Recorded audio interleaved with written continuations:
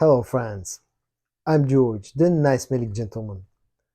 Today's video won't be a fragrance review or a fragrance list.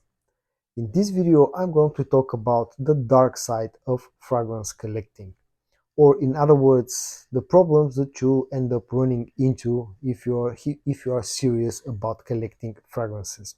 Now, this is a topic that I can probably do an hour-long video if I wanted to, but I'll try to keep it as short as possible. So I narrowed it down to what is in my mind at the moment, the two main problems that you'll run into if you're serious about collecting fragrances, and then a few not so serious problems. Now, first I want to talk about the sort of the lesser problems that you'll inevitably encounter sooner or later if you're serious about collecting.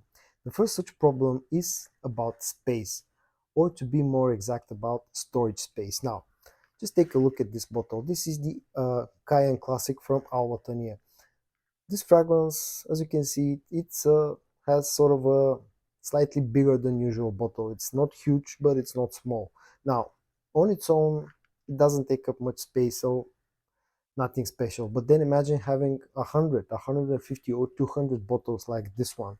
Then you're going to need a really big space in order to keep this fragrance, to store this fragrance. But in order to take good care of the fragrances, you need to store them in a cool, dry, and dark place. So you need to find such place. And again, that on its own is a problem, but the bigger problem is if you're like me and you also like to keep the boxes. Just take a look at the box of this fragrance. As you can see, the box is what, 3 to 4 times bigger compared to the actual bottle. So imagine having 200 boxes like this one. You need quite a lot of space in order to keep the boxes. So to some of you guys, it may sound a bit laughable, but this is a problem on its own, storage space. Now, the second problem is, again, some people may laugh at this, but it's about actually choosing what to wear when you have a big collection. Um, if you have like 100 or 200 fragrances in your collection, that means that you probably have at least five fragrances, different fragrances for any type of occasion. You know, summer fragrance, fall fragrance, winter fragrance, daytime, nighttime, date night fragrance. Probably have at least five for piece for each of those occasions. And picking up what to exactly wear any given time can be a bit of a pain in the backside. The people who have big collections will probably feel my pain on this problem. Again, as I said, this may sound laughable, but this can be a problem, believe me. Now, let's talk about the more serious problems of the fragrance collecting game. Now, for this video, I narrowed it down to two problems. Now, the main one, of course, is going to be the financial side of fragrance collecting. People who are into collecting fragrances, again, will understand what I mean. uh, Fragrance collecting is can be a very expensive hobby. Now, if you buy 1, 2, 5, 10 bottles of fragrances, you'll not end up spending a lot of money. But once you go into the hundreds, then the total sum of the money that you have spent can really go out of control. Seriously, it's a very expensive hobby. So in order to avoid financial troubles while also being into fragrance collecting, I will give you a few advice, a few pieces of advice, a few tips. Now, advice number one will be, of course, to never use your credit card to buy fragrances.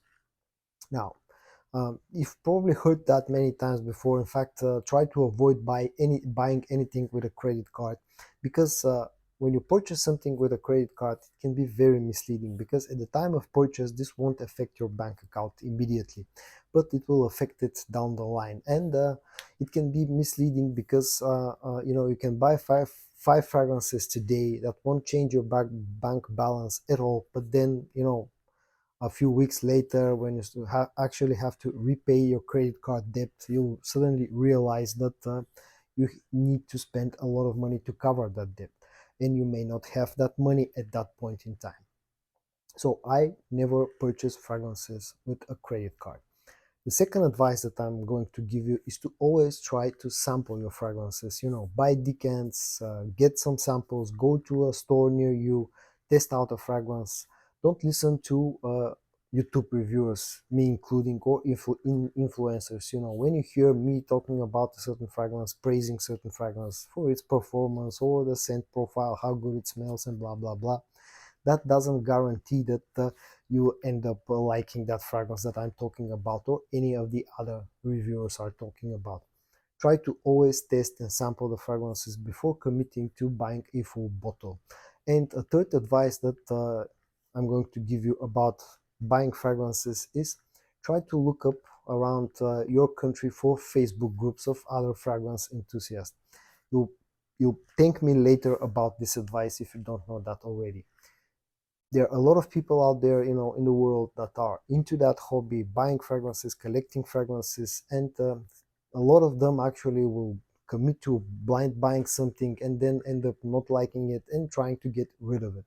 Join groups like this, try to look for reputable sellers, and you'll end up finding very good deals on bottles, and you'll thank me later about that. Now, the second problem, in my opinion, about the fragrance collecting is the fact that buying fragrances can be an addiction. And in fact, in my opinion, it's an addiction. If you are into collecting fragrances, if you're always looking to buy the next great thing, the next big release from a designer house or niche house, or you're running after a long discontinued fragrance that at this point the prices have shot up really to the sky, you end up chasing those fragrances, buying new fragrances, and never actually enjoying what you already have.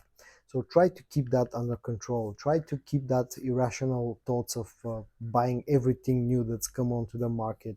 Just try to keep it under control, because as I said, fragrance collecting and fragrance buying can be and is a real addiction, and you have to be really, really careful with that. I can keep on going on and on, rumbling more and more about what kind of problems you may run into when you're into fragrance collecting, but I'll end up the video here. I hope that you found this video interesting. If you did, give it a like. I would greatly appreciate if you subscribe to my channel. I hope that everybody stays safe, and I'm going to see you in my next video. Bye bye.